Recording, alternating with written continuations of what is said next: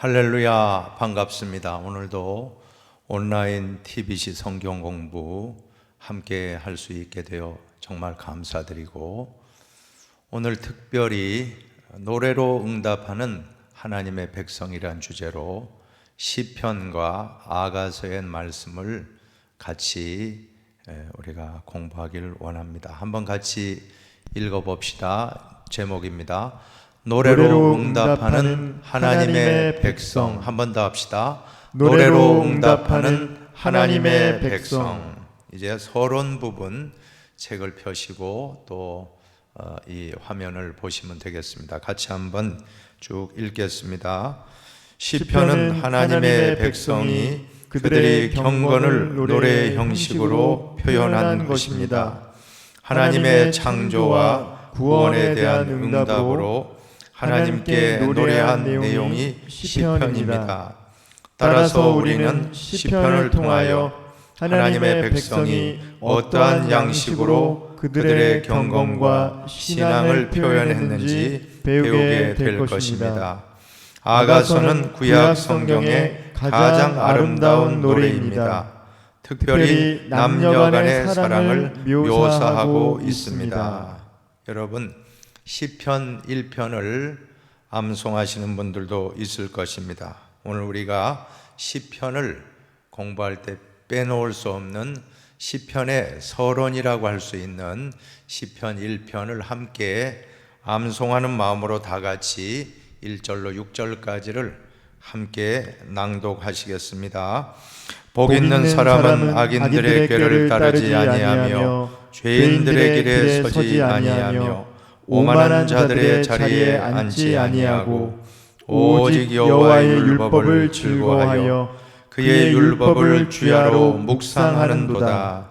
그는 시냇가에 심은 나무가 철을 따라 열매를 맺으며 그 잎사귀가 마르지 아니함 같으니 그가 하는 모든 일이 다 형통하리로다. 악인들은 그렇지 아니하며 오직 바람에 나는 겨와 같도다. 그러므로 악인들은 심판을 견디지 못하며 죄인들이 의인들의 모임에 들지 못하리로다. 무릇 의인들의 길은 여호와께서 인정하시나 악인들의 길은 망하리로다. 아멘. 얼마나 참 좋은 말씀입니까? 우리가 이렇게 시편을 읽을 때 참 우리 마음에 하나님을 향한 신앙 고백이 저절로 느껴지고 또 깨달아지는 것을 우리는 알 수가 있습니다. 율법서와 구약 성경을 보면 율법서와 예언서가 있는데, 이 율법서와 예언서는 하나님으로부터 인간에게 주어진 것인 반면에 시편이라고 하는 것은 인간으로부터 하나님께 드려지는 것으로 볼 수가 있습니다. 즉 하나님의 백성이 그들의 경건을 노래라고 하는 형식으로 표현한 것이 바로 시편입니다. 여러분, 오늘 이러한 시편의 말씀을 통해서 우리는 하나님의 백성이 그들의 경건을 노래로 표현했다 하는 것을 보시면, 이스라엘 백성들이 하나님을 어떻게 믿고 어떻게 순종하고 있는지를 우리는 시편을 보면서 잘 발견할 수가 있을 것입니다. 함께 생각을 여는 질문을 같이 읽어보시겠습니다. 첫 번째 질문입니다. 우리는 하나님께 어떠한 방법으로 응답하고 있는가? 두 번째, 시편과 우리가 부르는 찬송가는 어떠한 관계를 가지고 있는가? 세 번째, 감사와 찬양은 신앙이고 탄식은 불신의 결과라고 생각할 수 있는가? 그렇지 않다는 것입니다. 탄식, 시편에 보면 감사시도 있고 찬양시도 있지만 탄식시도 있습니다. 그런데 그 탄식이라고 하는 것이 우리 신앙인의 경건에 아주 유익한 도구가 되고 신앙의 그러한 표현이 된다는 것입니다. 경건의 또 다른 표현이 바로 탄식. 특별히 지금 우리가 코로나 상황을 만나고 있는데 여러분 시편을 많이 읽으시기 바랍니다. 시편을 읽다 보면 여러분이 시인이 된 것과 같은 그런 마음이 들 때도 있을 것입니다. 경제적인 고난, 또 건강의 고난, 여러 가지 힘든 삶을 살아갈 때 시편 말씀, 특별히 시편의 3분의 1이 탄식시라고 하는 것입니다. 시편 150편 중에 3분의 1이 탄식시라고 하면 분명히 탄식이라고 하는 것이 불신의 결과가 아니라는 것, 이것은 또 다른 감사뿐 아니라 찬양뿐 아니라 탄식이라고 하는 것도 하나님께로 향하는 경건의 또 다른 표현이라고 하는 것을 우리는 분명히 배울 수가 있습니다. 이제 시대적 배경을 보실까요? 같이 한번 읽어봅니다. 노래의 시작은 인류의 시작과 비슷할 것이다. 각 민족마다 그들이 잘 부르는 민요가 있는데 이것은 대개 그 출처와 기원 그리고 연대를 결정하기가 어렵다. 인류의 시작부터 노래가 있었다고 하는데, 자, 그런데 그 출처와 기원, 그 연대를 정하기는 참 쉽지 않다는 것입니다. 우리 민족의 대표적인 민요가 아리랑이라고 하는데, 이 아리랑을 누가 작사했고 작곡했고 또 언제 시작되었는지를 알기는 쉽지 않다는 것입니다. 마찬가지로 개개의 시편이 언제 어디에서 그리고 누구에 의해 작사 작곡되었으며 또 연주되고 불려졌는지를 파악하는 것은 불가능하게 될 것입니다. 다만 시편은 오랜 세월 이스라엘 사람들에 의해서 불렀던 노래들을 모아놓은 책이다 라고 여러분 생각하시길 바랍니다. 그 다음에 용어의 정의로 보시면 첫 번째, 시편이 무엇입니까? 세페르 테헬림이라고 해서 찬양의 책이라는 의미가 시편입니다. 저자는 철학자나 이론가들이 아니었습니다. 삶 속에서, 삶의 현장 속에서 하나님을 깊이 체험한 영성가들이라고 하는 것이 오히려 더 적절할 것입니다. 그러므로 시의 내용은 머리로 이론적으로 나온 것이 아닙니다. 신앙의 깊은 체험에서 나온 고백이 바로 시편인 것입니다. 고난 중에 있을 때, 슬픔 중에 있을 때, 실패의 순간에 있을 때 이렇게 시를 지어 노래 불렀던 것입니다. 그래서 시편은 승리와 기쁨의 순간뿐만 아니라 고난과 슬픔, 실패 이와 같은 어려운 순간에도 우리가 묵상하고 노래해야 할 참 귀한 영적인 책이라고 할 수 있을 것입니다. 두 번째, 셀라를 보세요. 셀라는 같이 한번 읽어보십시다. 셀라는 기도나 시편에서 멈춰서 들으라라는 의미로 해석될 수 있다. 앞 구절을 강조한다는 점에서 셀라는 아멘과 비슷한 면이 있다. 우리가 아멘 하잖아요. 그때 그 부분에서 마치 신앙을 고백하고 또 잠깐 노래를 부를 때 셀라는 쉼표와 같다는 것입니다. 멈춰서 숨을 쉬라는 숨표, 숨표와 같은 그런 의미가 셀라에 담겨 있다라고 보시면 이게 뭔가 여러분이 아마 궁금하신 분이 있었을 것입니다. 셀라 하는 것은 멈춰서 잠깐 묵상하라.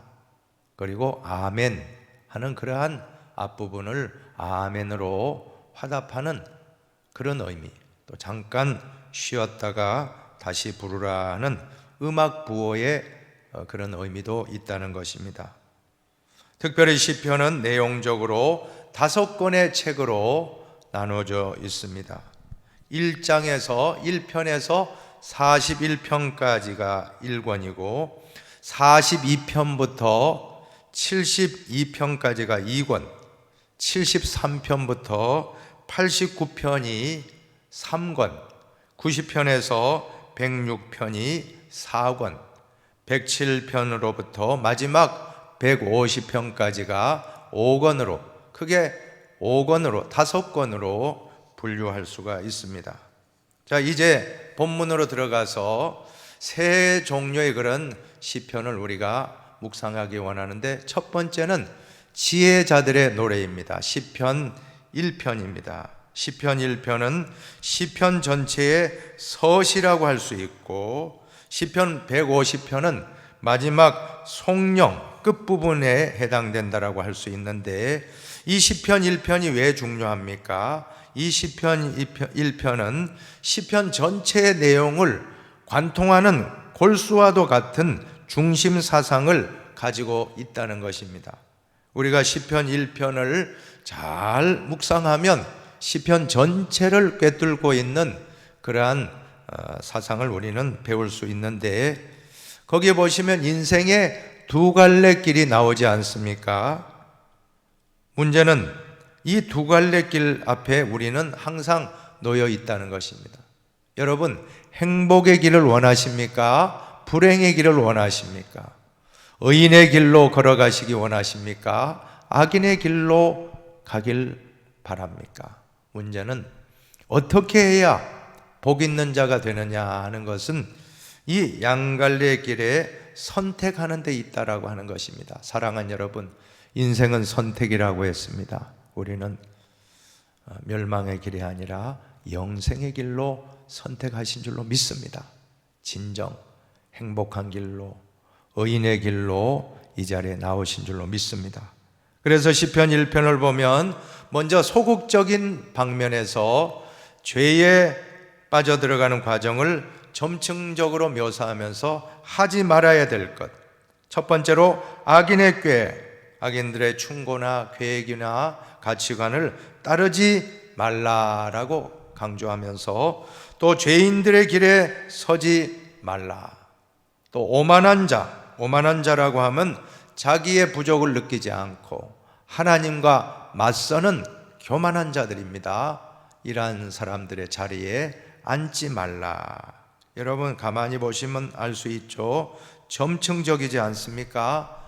따르면 서게 되고, 서면 앉게 되고, 앉으면 눕게 되고, 자, 이것이 바로 죄악의 속성입니다.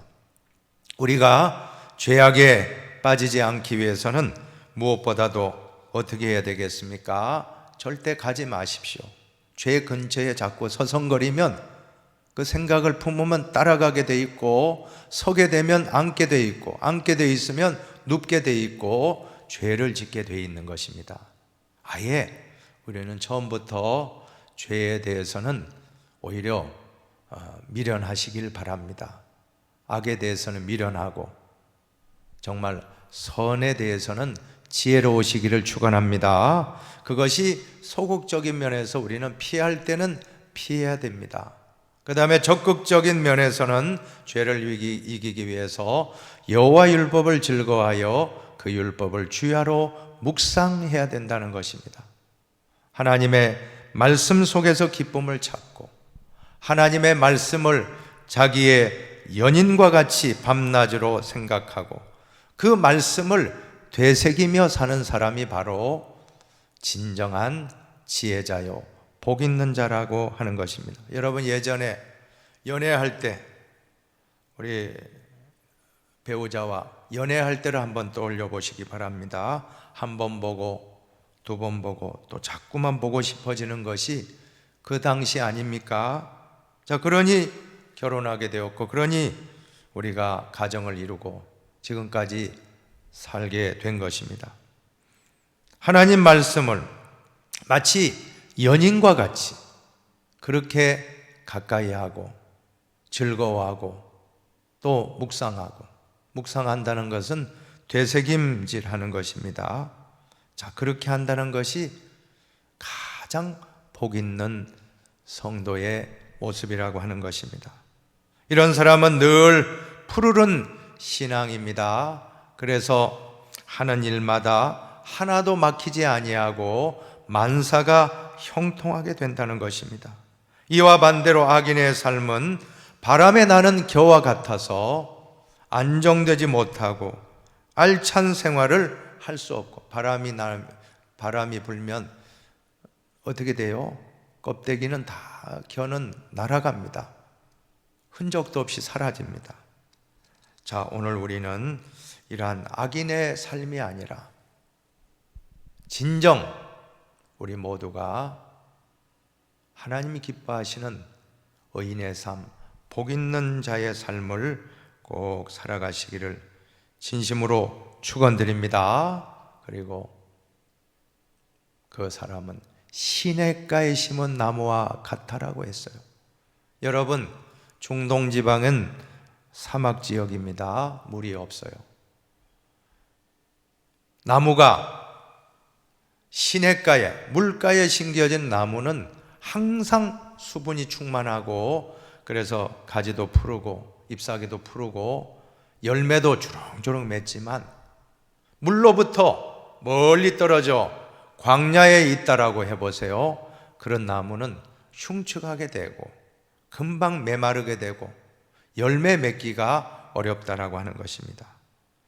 우리는 항상 하나님을 시냇물로 여기고 항상 생수의 축복, 하나님과 항상 함께하며 하나님이 공급해 주시는 말씀의 생수를 마시고 성령의 생수를 마시고, 언제나 우리는 하나님의 축복의 통로를 통하여 우리는 열매를 맺게 된다라고 하는 것입니다. 하나님을 멀리하고 하나님과 맞서고 하나님 없어도 된다라고 하는 오만한 사람이 아닙니다. 우리는 늘 하나님을 가까이 하고 시냇가에 심겨진 나무와 같이 시절을 쫓아 철을 따라 열매를 맺는 저와 여러분 다 되시기를, 가장 복 있는 삶을 살아가시기를 축복하겠습니다. 그 다음에 두 번째로 감사와 찬양의 노래입니다. 시편 30편인데 이 시편 30편을 우리가 묵상하기 전에 특별히 하나님의 백성이 노래로 이렇게 참 하나님께 응답을 할 때 세 가지 방식으로 응답을 한다는 것입니다. 첫째는 감사가 있고, 두 번째는 찬양이 있고, 세 번째는 탄식이 있습니다. 시편에 보면 감사의 노래, 한번 따라 합시다. 감사의 노래, 감사의 노래, 찬양의 노래, 찬양의 노래, 탄식의 노래, 탄식의 노래. 이 세 가지가 있는데 오늘 우리가 두 번째로 분류해서 살펴볼 시편 30편은 대표적인 감사와 찬양의 노래로 볼 수가 있습니다. 자, 먼저 한번 시편 본문으로 가셔서 4절 5절, 30편 4절 5절을 함께 봉독하겠습니다. 봉독합니다. 주의 성도들아 여호와를 찬송하며 그의 거룩함을 기억하며 감사하라. 그의 노여움은 잠깐이요 그의 은총은 평생이로다. 저녁에는 울음이 깃들일지라도 아침에는 기쁨이 오리로다. 11절도 보세요. 주께서 나의 슬픔이 변하여 내게 춤이 되게 하시며 나의 베옷을 벗기고 기쁨으로 띠띠우셨나이다. 아멘.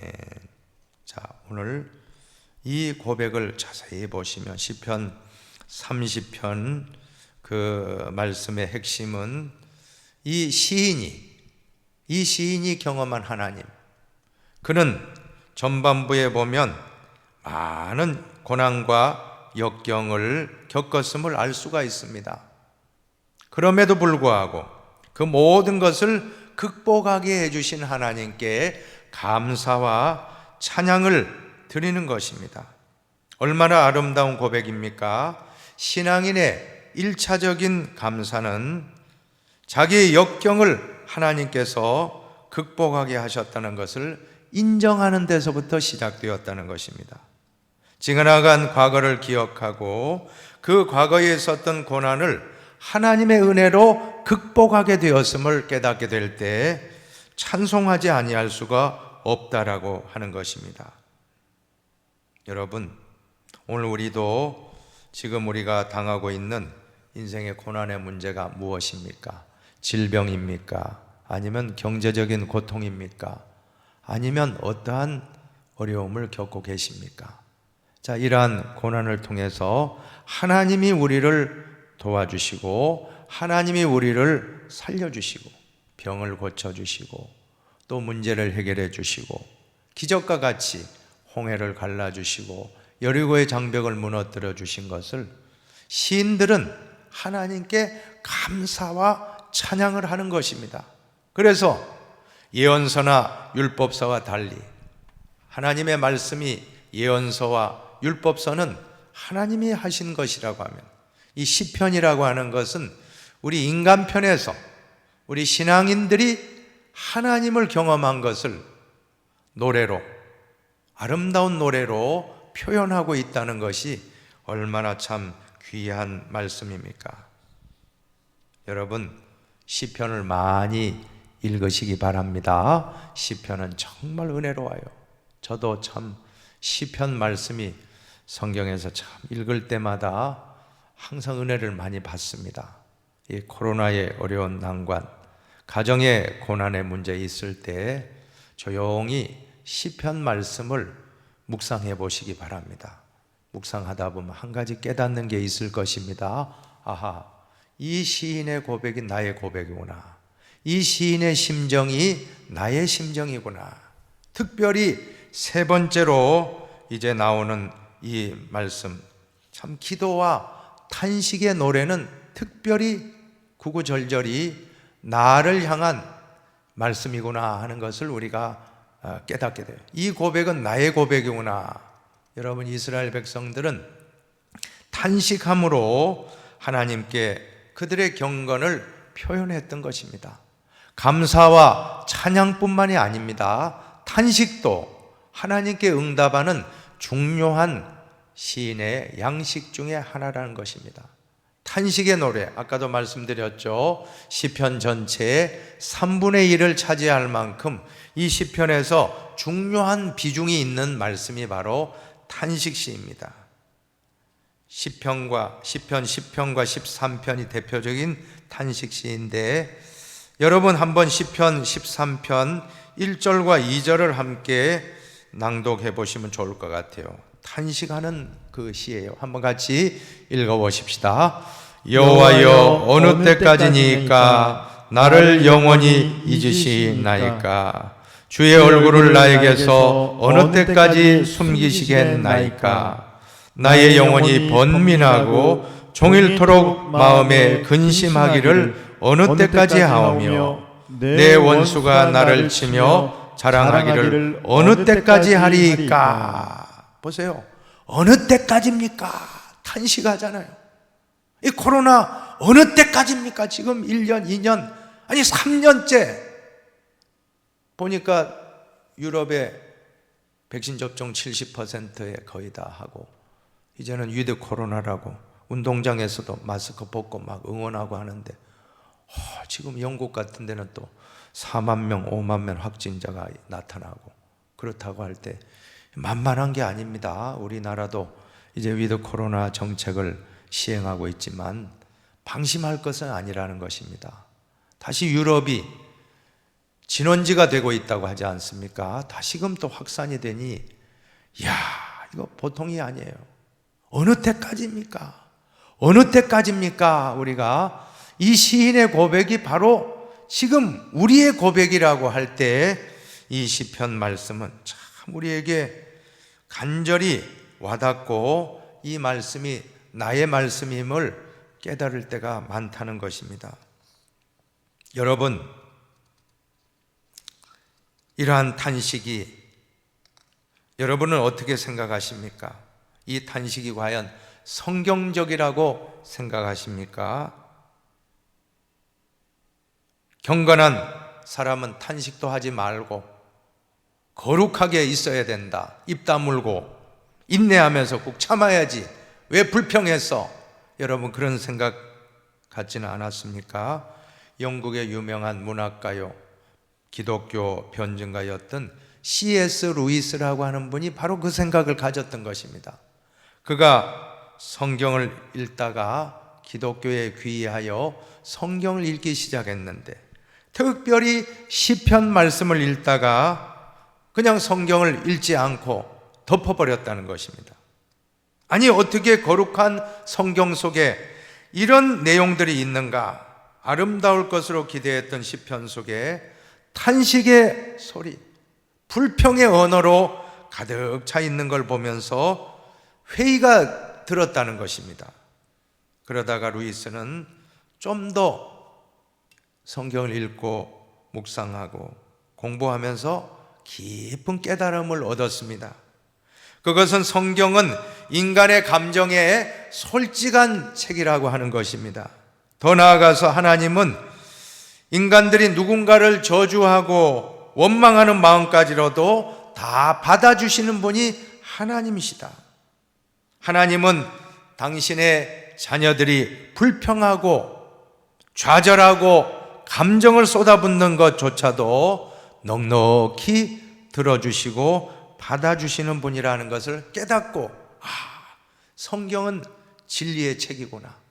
성경이야말로 공중에 붕 떠 있는 책이 아니라 우리 인간이 땅에 발을 밟고 살아가는 인간이라면 이 성경 말씀이 곧 나의 이야기고, 성경 말씀이 나의 호소고 나의 탄식이고, 시인의 고백이 바로 나의 고백이고 나의 탄식이다라고 깨닫는 순간 그는 더 깊은 믿음을 갖게 되었다라고 하는 것입니다. 여러분, 바다가 왜 바다입니까? 다 받아주기 때문이라고. 바다, 여러분 바다 그러잖아요. 우리말로 바다.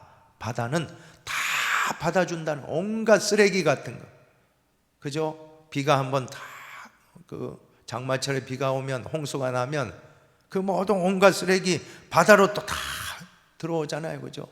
희한해요. 그럼 바다는 완전히 썩어야 될 텐데, 바닷물은 또 소금물입니다. 소금물을 적절하게 소독을 하는지 바다에만 들어오면 또 다 받아주는 거예요. 썩지 않아요. 바닷물이 썩는 것 들어보셨어요? 참 하나님이 희한하게 만드셨습니다. 자, 그것입니다.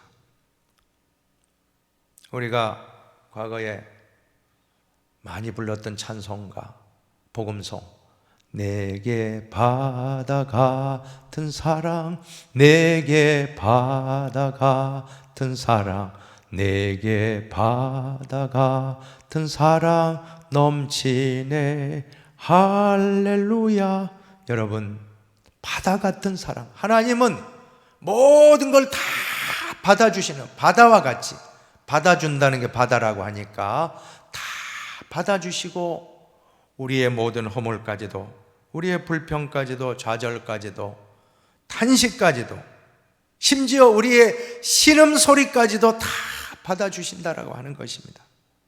그래서 시편의 제일 많은 부분이 3분의 1이 탄식에 관한 내용이라고 할 때 우리는 참 얼마나 감사합니까? 우리 중에 어떤 어려움을 갖고 있을 때 그 어려움을 하나님께 다 토해내고, 성경 시편 62편 8절에 보면 백성들아 시시로 그를 의지하고 그의 앞에 마음을 토하라. 하나님 우리의 피난처시로다. 여러분, 이 시간 우리의 답답한 마음 다 하나님께 토해내시기 바랍니다. 그것이 바로 우리에게는 좋은 경건의 표현 방법인 것입니다. 시편 13편 1절의 절규는 노래하는 이가 얼마나 절망적인 상태에 빠져 있는가를 잘 묘사해 주고 있어요. 하나님으로부터 소외 속에서 신앙인은 하나님께 호소하고 절규하는 것입니다. 그런데 갑자기 분위기가 바뀌어요. 한번 보실까요? 13편 5절 6절을 한번 같이 읽어보시겠습니다. 나는 오직 주의 사랑을 의지하였사오니 나의 마음은 주의 구원을 기뻐하리이다. 내가 여호와를 찬송하리니 이는 주께서 내게 은덕을 베푸심이로다. 아멘, 아멘. 하나님의 과거의 구원 행위를 기억하면서 변치 않으시는 하나님을 생각하니 그분을 다시 오래하며 찬양할 수 있게 되었던 것입니다. 역사적인 기억, 여러분 기억하십니까?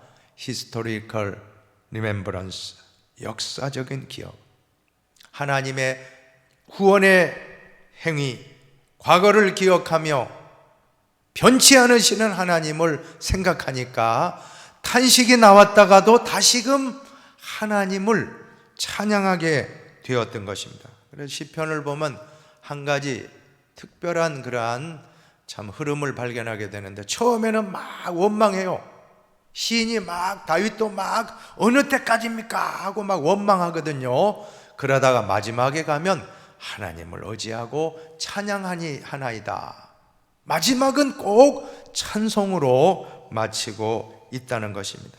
우리가 기도할 때도 하나님 이게 무슨 일입니까 하고 하나님께 막 따지듯이 기도하다가 나중에 기도 마칠 때는 언제나 하나님 감사합니다, 하나님께 또 찬송하는 그런 모습 아닙니까? 그것이 바로 우리 신앙인의 모습이라고 하는 것입니다. 오늘 모두가 이 시편 말씀을 나에게 주신 하나님의 말씀으로 받아 이 어려운 코로나의 이 시기를 이 하나님 말씀, 시편 말씀을 통해서 다 통과하게 되시기를 주님의 이름으로 축복드립니다. 이제 네 번째 단락으로 아가서입니다. 아가서는 사랑의 노래입니다. 한번 같이 읽어보십시다. 아가서는 남녀 간의 사랑의 이야기이다.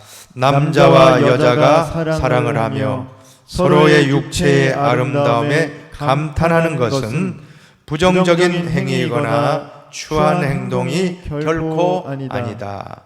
이것은 하나님의 창조 섭리 가운데 있는 아름다움 중에 하나이다. 최근에 보니까 정말 젊은이들 사이에서, 20대 사이에서 젠더 갈등, 성 간의, 남녀 간의 갈등이 어느 시대보다도 참 심각하더라고요. 남자와 여자가 서로 사랑하고 서로 부족한 부분을 보충하라고 하나님이 남자와 여자로 창조해 주셨는데 어떻게 이렇게 대적을 하고 이렇게 서로가 미워하고 갈등하는지 참 마음이 많이 안타까웠습니다. 여러분, 하나님이 이렇게 남자와 여자로 창조하실 때부터 창조의 섭리가 있다라는 걸 우리는 기억해야 되겠습니다. 남자와 여자의 사랑은 그들에게 주어지는 책임과 동시에 축복입니다.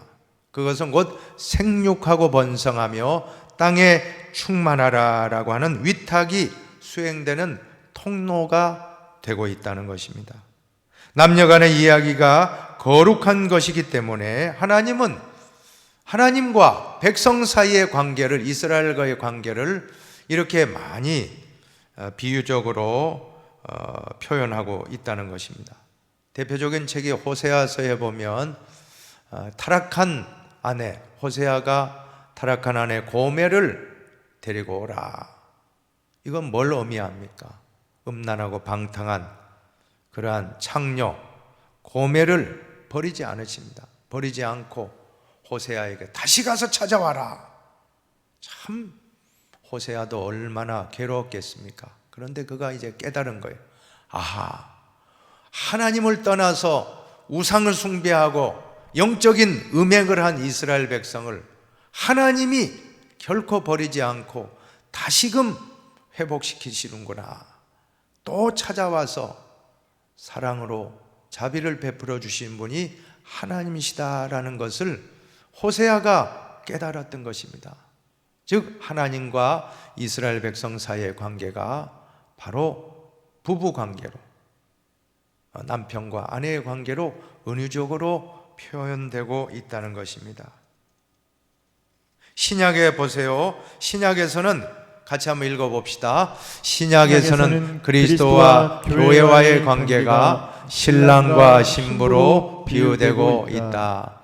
요한계시록에 기록되어 있는 어린 양의 혼인잔치도 결국은 그리스도와 성도와의 새로운 관계를 표현하는 방법이라 할 수 있는 것이다. 아가서는 단순히 솔로몬과 술람미 여인, 남자와 여자 사이의 그런 사랑의 노래로 그치는 것이 아닙니다. 물론 그 부분도 1차적인 해석을 할 수 있습니다만은 구속사적인 해석, 우리가 이 TBC 공부를 하면서 계속적으로 구속사 성경 연구 방법을 채택하고 있지 않습니까? 이 성경 아가서를 통해서 우리는 어떻게 적용할 수 있습니까? 아가서라고 하는 것은 바로 하나님과 이스라엘 백성 사이의 사랑의 노래입니다. 또 신약으로 말씀드리면 신랑 되신 예수 그리스도와 우리 신부된 성도와의 사랑의 노래인 것입니다. 그러므로 우리는 하나님을,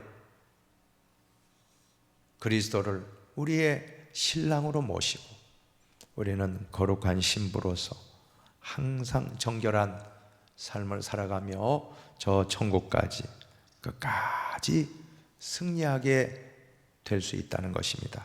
오늘 모두가 이 아름다운 아가서를 묵상하는 가운데 하나님과 이스라엘 백성의 사랑의 노래, 또한 그리스도와 신랑 되신 그리스도와 신부 되신 교회와 또한 성도 간의 사랑의 노래가 되어져서 항상 아름다운 신앙생활, 행복하고 즐겁고 하나님 기뻐하시는 신앙인들이 다 되시기를. 율법이 아닙니다. 신앙은 사랑입니다.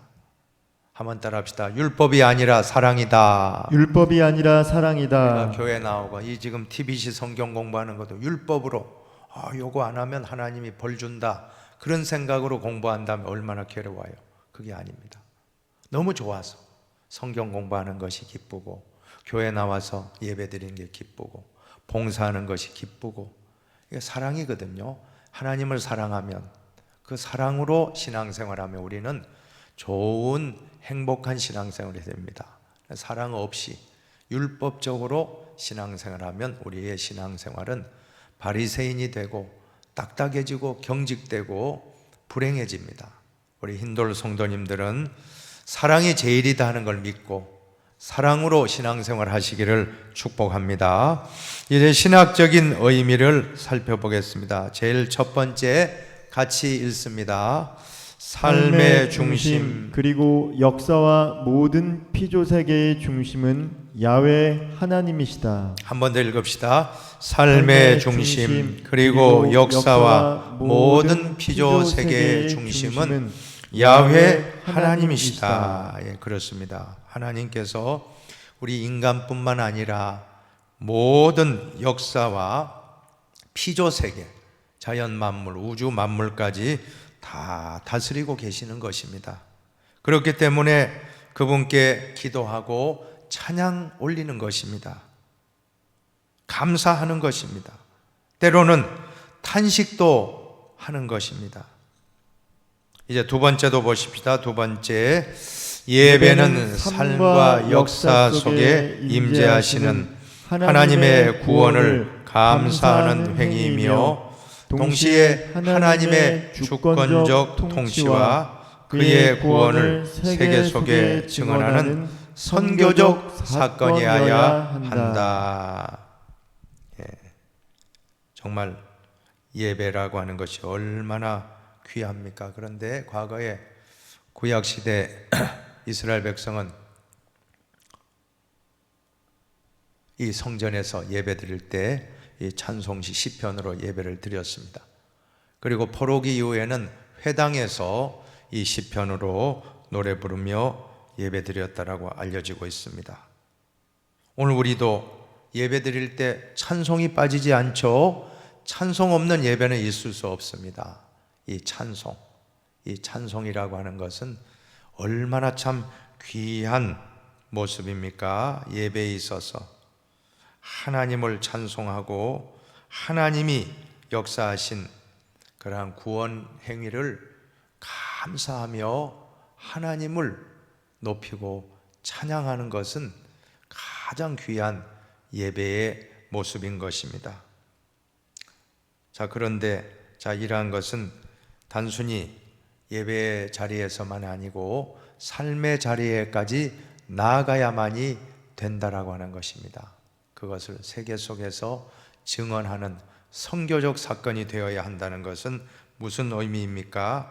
예배가 삶과 연결이 되어야 한다는 것입니다. 우리끼리 그냥 예배드리고 우리끼리 찬송하고 끝나는 것은 반쪽입니다. 어떻게 해야 됩니까? 세상에 나가서 삶과 연결 지으라는 것입니다. 우리가 하나님 앞에 모여 하나님께 예배드리지만 여기에서 그치면 안 됩니다. 세상에 나가서 예배하는 삶을 또 살아야 한다는 것입니다. 예배와 예배자의 삶이 일치하는 것이 진정한 예배의 완성입니다. 예배는 한번 따라합시다. 예배는 예배자의 삶으로 일치되어야 한다. 예배는 예배자의 삶으로 증명되어야 한다. 네, 그렇게 될 때 선교적인 사건이 되는 것입니다. 우리끼리가 아니라 믿지 않는 사람들이 그 모습을 보고 하나님을 찬양하게 되고 하나님께로 돌아오게 된다면 이것이 바로 선교적인 사건이 될 수 있을 것입니다. 세 번째도 같이 한번 읽어보십시다. 예배의 중심은 우주와 세상 그리고 역사를 창조하시고 심판하시며 은총으로 통치하시는 하나님의 오심을 포착하고 감사함으로 그의 임재를 찬양하는 데서 출발한다. 여러분, 하나님의 오심, 한자로 표현하면 하나님의 임재, 한글로 표현하면 하나님의 오심입니다. 예배에 있어서 제일 중요한 것은 하나님의 임재입니다. 믿습니까? 하나님이 우리에게 오시는 거예요. 하나님이 임재하여 우리를 만져주실 때 우리는 회복되는 것입니다. 치유가 되고 병이 낫고 마음의 상처가 치유되어지고 또 좌절하고 절망했던 분은 소망을 얻고 이것이 예배입니다. 그래서 그 예배에서 제일 중요한 것은 하나님의 오심, 하나님의 임재인데 하나님의 임재가 없다면 그 예배는 예배가 더 이상 아닌 것입니다. 오래전에 미국에서 있었던 일입니다. 한 흑인 소년이 백인 교회 예배당 바깥에서 울고 있었습니다. 그런데 누군가 찾아와서 어깨를 툭 치면서 얘야, 너 왜 여기서 울고 있니? 하고 위로해 주었습니다. 저 예배당 안에 들어가서 예배를 드리고 싶은데 백인들이 막아서 제가 못 들어갔어요. 그래서 너무 속상하고 안타까워서 여기에 울고 있어요. 그때 그분이 말하기를 너만 못 들어간 것이 아니라 나도 못 들어갔단다. 그분이 누구십니까? 예수님이셨다는 것입니다. 인종차별과 흑인들을 거부하는 백인교회, 예수님도 못 들어가셨던 것입니다. 여러분, 아무리 화려하고 아무리 좋은 건물, 아무리 좋은 시설에서 최고의 음악과 최고의 그런 설교와 최고의 그런 시설로 예배를 드렸다 할지라도 그곳에 하나님이 오시지 않는다면, 그곳에 예수님이 임재하시지 않는다면 그 예배는 진정한 예배라고 할 수 없는 것입니다. 예배의 핵심은 하나님의 임재, 하나님의 오심을 포착하고 그 하나님께 찬양하는 것입니다. 사랑하는 여러분, 우리 예배가 주님의 임재가 차고 넘치는 하나님을 찬송하고 하나님께 감격하는 예배가 되시기를 축복하겠습니다. 이제 네 번째로 마틴 부버는 탄식의 노래를 하나님의 일식이라고 말했습니다. 나와 너라는 책으로 유명한 유대인 철학자가 마틴 부버인데 이 부버라는 분은 탄식의 노래가 하나님의 일식이라고 표현했습니다. 가끔 대낮에 해가 가려져서 어두워지는 현상이 바로 일식이라고 하지 않습니까? 자, 이러한 것처럼 눈앞이 캄캄해지고 하나님의 응답은 없고 그럴 때 탄식하는 기도가 나올 때 이것을 영성적으로는 영혼의 어두운 밤이라고 말하는 것입니다. 일식이라는 것은 지구와 또 달과 태양이 똑같이 정렬해 있을 때 달이 순간적으로 해를 가리는 현상, 부분으로는 부분 일식이고 개기 일식이란 완전한 일식입니다. 일식이 바로 영혼의 어두운 밤이라고 하는 것입니다. 하나님을 가리는 것 같이 달이 해를 가리듯이 상황이 너무 어렵고 환경이 너무 어려우니까 하나님이 마치 안 계신 것처럼 가려지는 현상. 자, 이것은 누구나 신앙인이라면 다 경험하는데 특별히 시편에 많이 나와요. 시편을 읽다 보면 시인이 그런 고백을 해요. 하나님, 어느 때까지니까? 하나님, 왜 숨어 계십니까? 하나님이여, 일어나옵소서. 하나님이여, 이제 구원하여 주옵소서. 이제 건져 주시옵소서. 일어나시옵소서. 이렇게 막 시인이 탄식하는 그런 시를 많이 보게 되는데 이것이 바로 영혼의 어두운 밤이라고 하는 것입니다. 한번 해봅시다. 영혼의 어두운 밤. 영혼의 어두운 밤. 그때에는 정말 우리 신앙인들이 이 영혼의 어두운 밤에서 탄식하는 소리, 어느 때까지니까? 일어나시옵소서. 구하여 주시옵소서. 나를 건져 주시옵소서 하고 고백하고 탄식하는 그 내용이야말로 우리 신앙인에게는 참으로 귀한 모습이라고 하는 것입니다. 이제 마지막으로 성찰과 나눔을 같이 읽고 마칩시다. 첫 번째입니다. 하나님의 창조와 구원 행위에 대하여 응답하는 것이 신앙입니다. 한 번 더 읽어봅시다. 하나님의 창조와 구원 행위에 대하여 응답하는 것이 신앙입니다. 두 번째, 신앙인은 감사와 찬양과 탄식이라는 형태로 하나님께 응답할 수 있습니다. 세 가지죠. 한번 해봅시다. 감사, 찬양, 탄식. 이 탄식이 참 중요하다는 겁니다. 세 번째 같이 읽고 마칩니다. 탄식은 신앙인의 경건 표현의 방법으로서 의미를 지니고 있습니다. 그래서 성경 속에서 특별히 시편을 읽는 가운데 감사의 시도 있고 찬양의 시도 있지만 탄식의 시가 있다는 것, 그 탄식도 불신앙의 모습이 아니라 하나님을 향하여 경건을 표현하는 방법이다 하는 걸 꼭 기억하시고, 여러분 힘들 때 이 시편의 기자와 같이 때로 하나님께 탄식하십시오. 하나님 앞에 호소하십시오. 그것은 좋은 기도입니다. 그러면 반드시 여러분이 다시금 감사와 찬양을 회복하게 될 것입니다. 하나님의 창조와 하나님의 구원 행위에 대한 놀라우심을 우리가 경험하게 될 때 우리의 입술에서는 감사가 나오고 찬송이 나오고 또 때로는 우리는 안타까움에 탄식이 나오는 것이, 이것이 신앙인의 하나님께 대한 응답입니다. 이 응답의 표현이 이 시편에 다 담겨져 있습니다. 여러분 괴로울고 힘든 일이 있을 때 시편을 천천히 한번 낭독해 보시고 묵상해 보십시오. 이 말씀이 바로 나의 말씀이라 하는 것을 깨닫게 되실 것입니다. 오늘 여러분과 시편 말씀을 잘 나누었습니다. 오늘 은혜가 충만한 줄로 믿고, 이제 다음 주 과제물을 보시면 다음 주는 24강입니다. 성경 본문 잠언서 1장부터 31장까지 읽어오시기 바라고, 24강입니다. 교재. 그것은 바로 살메로의 초대인 지혜, 잠언이라는 제목입니다. 살메로의 초대인 지혜, 그야말로 지혜 문학의 백미라고 할 수 있는 이 잠언서를 꼭 읽고 오셔서 정말 이 가을철에 우리의 신앙의 열매가 주렁주렁 맺히고 지혜를 얻는 복된 시간이 되시기를 진심으로 축원하겠습니다. 한번 제가 기도하고 마치겠습니다.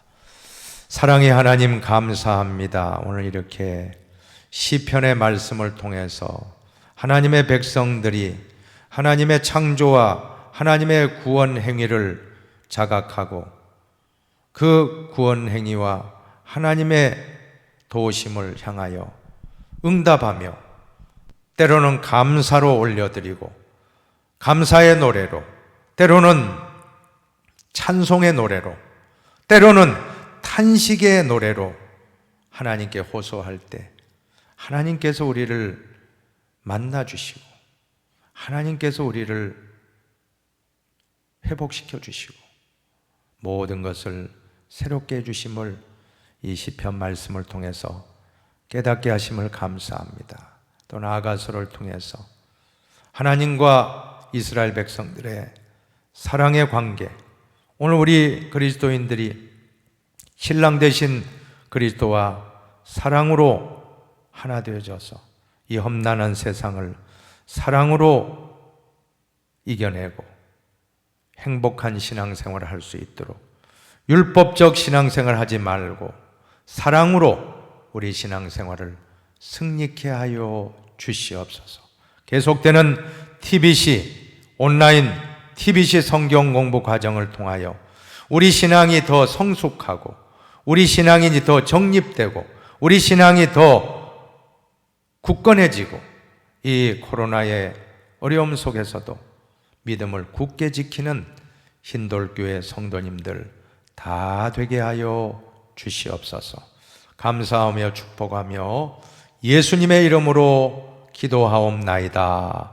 아멘.